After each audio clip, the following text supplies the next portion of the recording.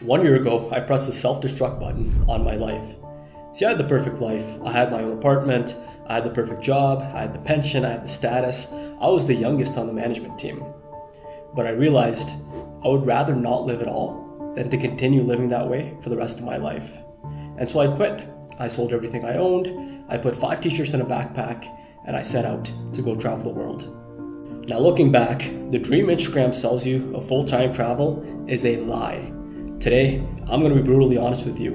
I'm going to show you the exact toll freedom has taken on me. I'm going to show you the exact financial costs of traveling full-time for a year. And I'm going to answer the one question I get asked all the time. Was destroying my life actually worth it? Now, to understand why I left, you have to understand what I walked away from.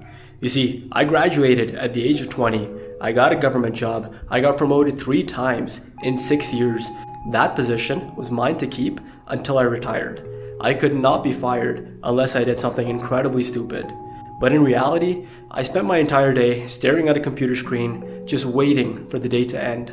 I wasn't living. I was serving a life sentence. I lied to myself for years. I would lay awake in bed at 3 a.m. staring at the ceiling, terrified. I just knew that I'd regret throwing it all away. But I also knew that I couldn't keep going like this. So, shaking, I walked into my manager's office and I torched my entire career. I got rid of my apartment and everything I owned, and I booked a one-way ticket to Mexico. I landed in Mexico, and at first, it was a lot of fun. I loved the freedom. But after that rush faded, there was silence. There were no meetings, no emails, no calls. I went from having a lead role to being an unemployed 28-year-old with a backpack.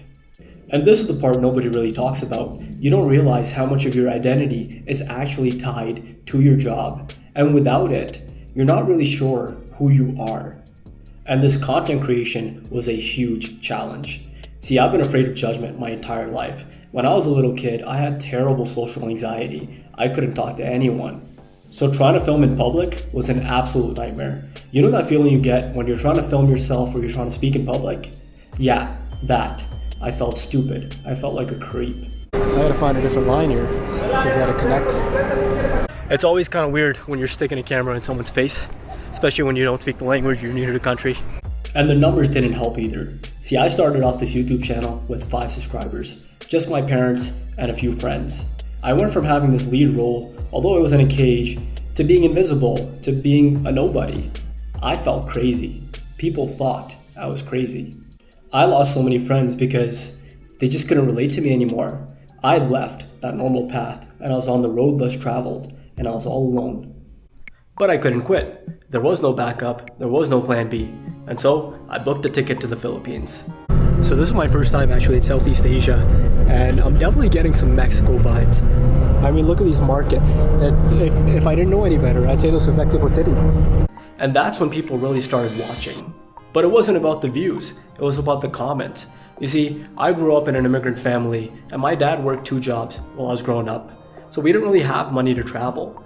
I spent my childhood and my depression when I was working, watching travel vlogs just to feel alive. When people told me they were living through my vlogs, that fear vanished.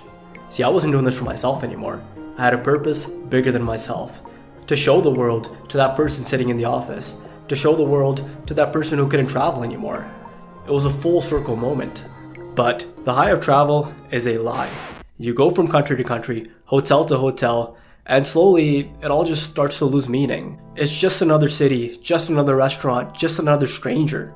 This is the dark secret of full-time travel. When you visit your first country, it changes your life. When you visit your 40th, it's just another day. Traveling 24/7 sounds like a dream until you actually do it. The sleepless nights in hotels with mold on the walls, the bed bugs, having food poisoning alone in a bathroom in a country where you don't speak the language. The exhaustion of having to constantly navigate unknown environments settles into your bones and it drains you. I don't understand, it's my first day here. Yeah, I have no idea where I am, guys, and it's getting dark. You know what? After being on an airplane for 14 hours, I'll take it. And that's when I stopped trying to make travel vlogs. You see, I realized that showing you a pretty beach was a lie. And so I pivoted. I stopped showing you the place and I started showing you what it feels like to actually be there.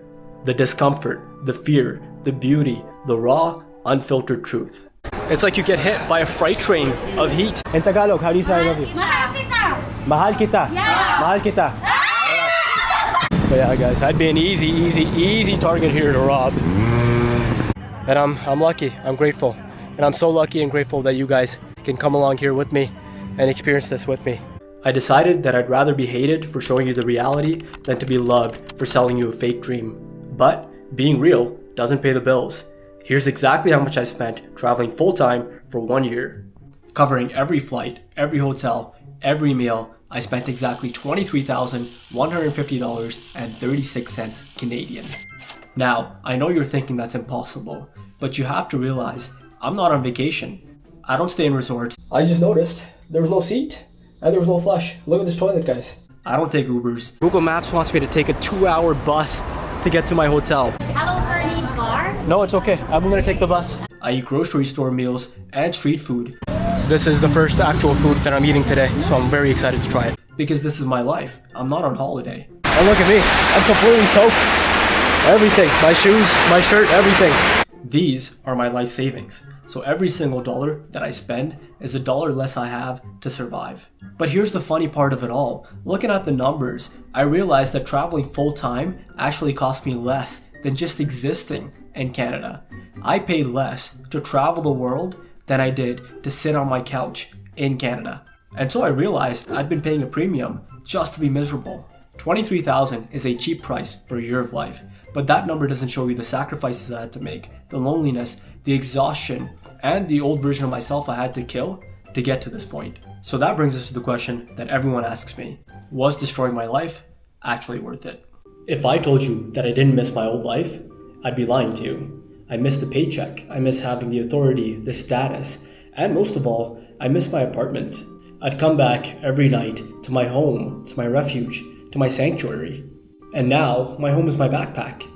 I miss the weddings, I miss the birthdays, I watch my friends' lives happen through Instagram stories while I sit alone on the other side of the world. And that's the price you pay. You gain the world, but you lose your place in it. But then I remember the day I asked an old coworker, a friend, if my team missed me. And he told me the truth. Honestly, nobody really mentioned you after you left. I gave 6 years of my life, my stress, my youth, to that machine. And after I left, it just kept spinning. It didn't care that I was gone. It never cared. So, was it worth it? I'm tired, I'm lonely, and I'm probably more poor than I've ever been. I wouldn't recommend this life to my worst enemy. And yet, I wouldn't change a thing. This past year has made me realize that safety is just a slow death. For 28 years, I've been sleepwalking. Now, I'm awake. I feel every high, every low. I would rather die out here exhausted and broke than to live in a comfortable cage. But I know that I won't die wondering, what if? I destroyed my life, and looking back, it was probably the best thing I ever did.